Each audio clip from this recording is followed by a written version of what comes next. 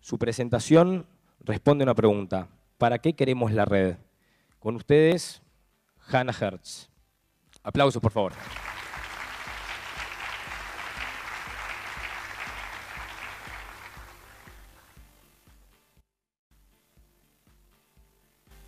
Bueno, muchas gracias. Yo no voy a responder esta pregunta, lo primero que le voy a decir. Lo primero quiero agradecer a la organización de este evento por invitarme. También quiero agradecerles especialmente a Sabrina Bianchi y a Javier, que me ayudó con la presentación. Y bueno, en realidad el título no describe muy bien de lo que voy a hablar. De lo que voy a hablar es sobre educación en la era digital. Y creo que hasta ahora yo he visto, no sé, tal vez es error mío, pero he visto mucho de cómo incorporar la era digital a la educación y cómo estamos de alguna manera todavía fracasando en eso. No estamos logrando incorporar la tecnología a la educación. Pero creo que tal vez es hora de empezar a pensar cómo incorporamos educación a la tecnología. ¿Cómo incorporamos educación a la era digital? O sea, todavía se está discutiendo si la era digital es una era, si no estamos en el fin en una fase de la era industrial. Y déjenme decir que me parece que ya hace tiempo que estamos en la era digital y, como decía Garganta Profunda, follow the money. Tenemos cómo se descompone el PBI por sector de origen en el mundo. Y un 6% es agricultura, un 30 y poco por ciento industria y el 63.3% del PBI mundial son servicios, de los cuales se van digitalizando a pasos agigantados.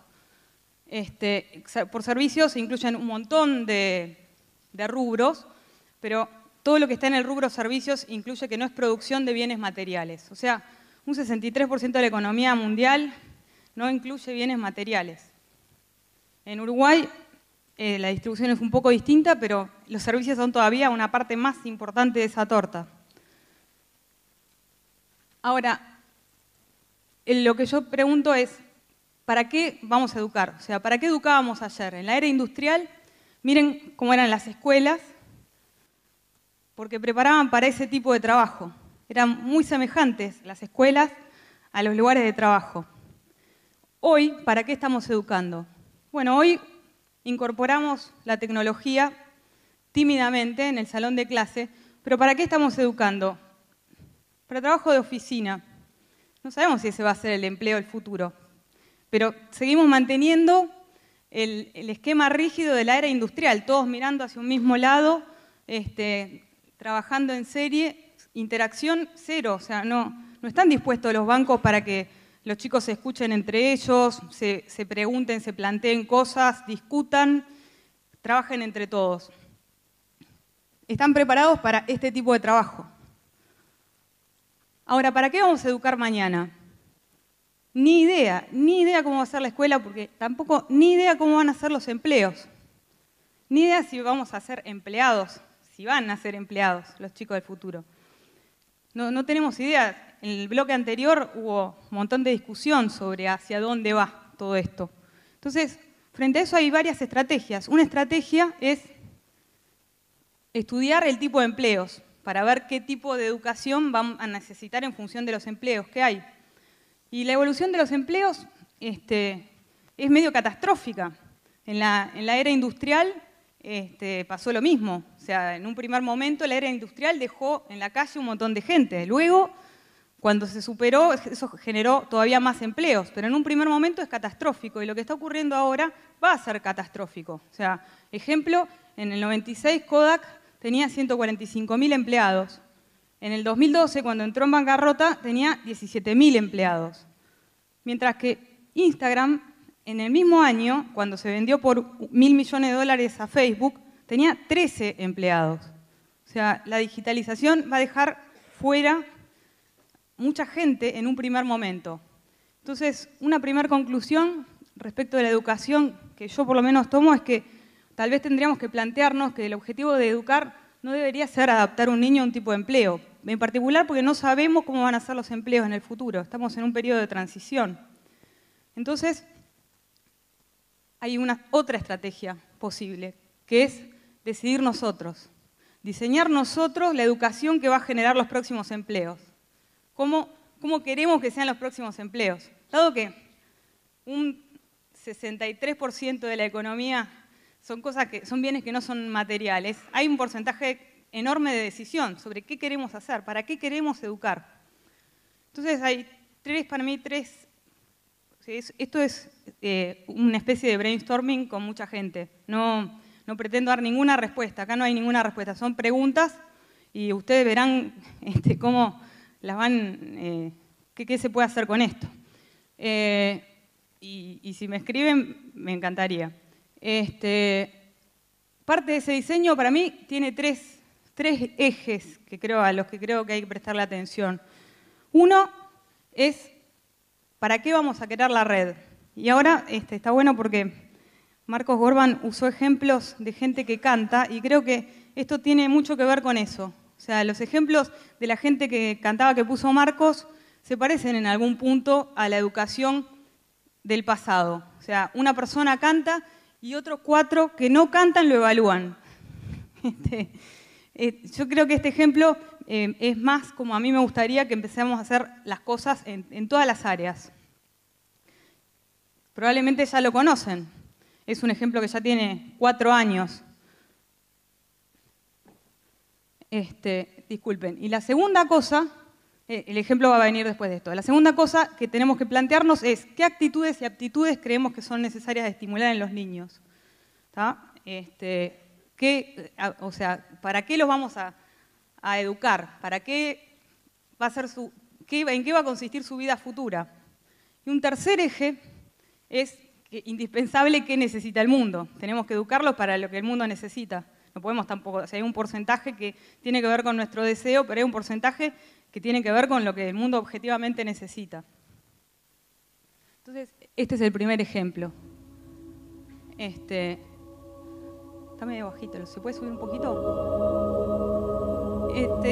En este ejemplo, este señor, Eric Whitaker, es director coral y se le ocurrió hacer un coro con gente de todo el mundo. Llamó a una convocatoria, mandó la partitura, mandó él dirigiendo en un video de YouTube y ensambló un coro en ese momento de 200 personas de todas partes del mundo y los logró dirigir a todos. Entonces están todos cantando en un coro al mismo tiempo, aportando cada uno por una porción pequeña de su tiempo. Ahora ya este ejemplo se generalizó, el último coro que hizo son 6.000 personas de 100 países distintos. Pero esto que es muy interesante a nivel coral, me interesa más a nivel de cómo se va, o sea, a mí me abrió la cabeza cuando vi esto, porque me dio la pauta de que la red todavía no ha llegado a su techo ni por asomo. O sea, no tenemos todavía... no le hemos sacado todo el provecho que le podemos sacar porque, o sea, filosóficamente hay cosas que no hemos explorado. La interacción real todavía no la hemos explorado. Hace 15 años que se opera a control remoto. Sin embargo, eso no forma parte de lo habitual. Uno no puede sacar turno para operarse con un cirujano de Japón. No es algo habitual. O sea, ya está la tecnología, pero no hemos desarrollado el modo económico, ni un montón de cosas que permitan que haya una verdadera interacción. ¿Tá? Entonces, este ejemplo se podría llevar a muchísimos rubros, o sea, interactuar muchísimas personas de muchísimos países distintos, trabajar en conjunto para una misma cosa y generar dinero también. Entonces, bueno, respecto a las actitudes y aptitudes que tenemos que desarrollar de los niños, yo no tengo ni idea, tengo lo que yo voto, que me gustaría que se desarrollen en los chicos. Uno es justamente la capacidad de interacción. Como les decía, los salones de clase tienen poquísimo espacio para interactuar. Estamos todos mirando a la profesora o el profesor. O sea, no es el lugar habitual que estén todos tirados en puff, cada uno hablando con quien le parece, pensando en un problema. No hay interacción. Lo segundo, memoria. O sea, Google devaluó la memoria, pero en realidad es muy necesaria. O sea, nos hemos acostumbrado a que, bueno, Google sabe todo, entonces no es necesario que yo incorpore nada. Pero en realidad, si no tengo incorporado a mi memoria determinados hechos, nunca voy a poder relacionar o buscar otras cosas. Entonces la memoria es una capacidad que yo creo que hay que desarrollar. Y sentido crítico me parece fundamental. En la superabundancia de información, el sentido crítico va a tener cada vez más importancia. Es lo que nos permite, justamente como hoy hablaba Diego Ventura, lo que nos aleja de ser un producto es el espíritu crítico, lo que nos permite ser libres. Capacidad de poner en contexto, lo mismo, por el mismo motivo. Creatividad, por supuesto. Perseverancia, porque si no, o sea, en el momento donde la información es infinita, la perseverancia va a ser fundamental.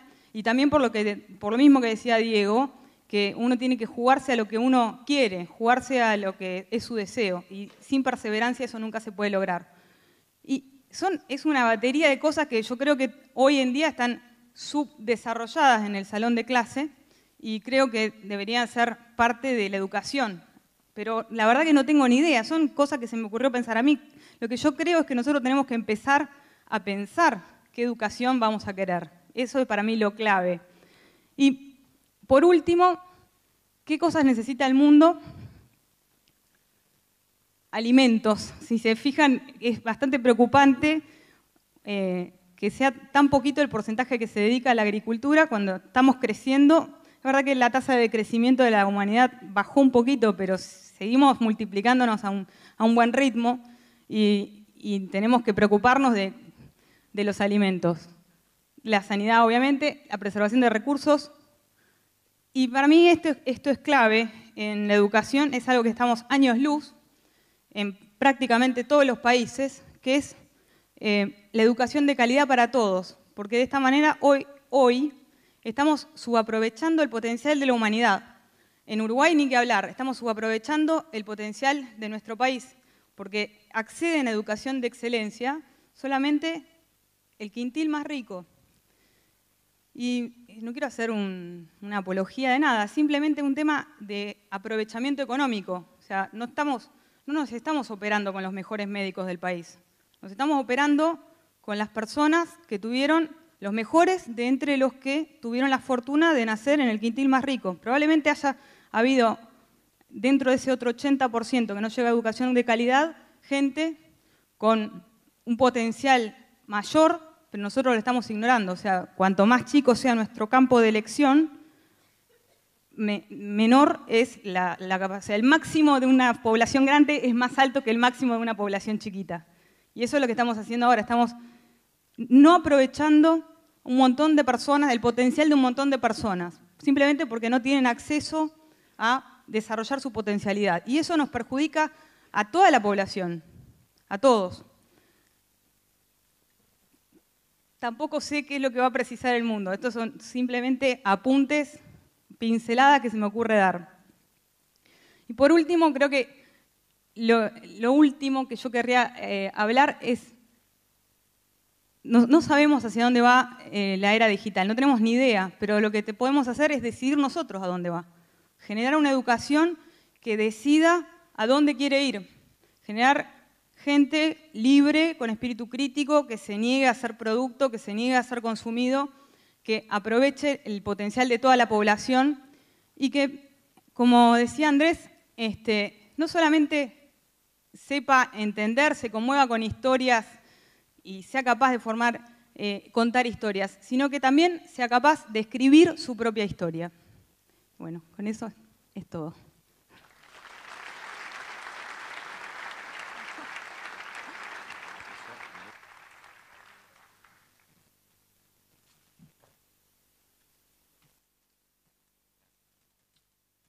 Otro aplauso, por favor, para Hanna.